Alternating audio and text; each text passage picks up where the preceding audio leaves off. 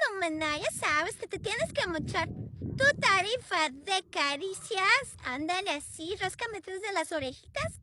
Y tu tarifa de croquetas. Ya te mochaste con las croquetas. Ahora te faltan las caricias. Uy, sí me gusta porque a ti no te da cosa, ¿verdad? Porque luego oigo los humanos que dicen, ay, ese perro callejero. Y está feo, y está pestoso. Gracias, humanito. Ay, se acaricia, me acaricia, me siento bien rico. Ay, gracias por las caricias. Me encantan, humanita. Ay, están chidas.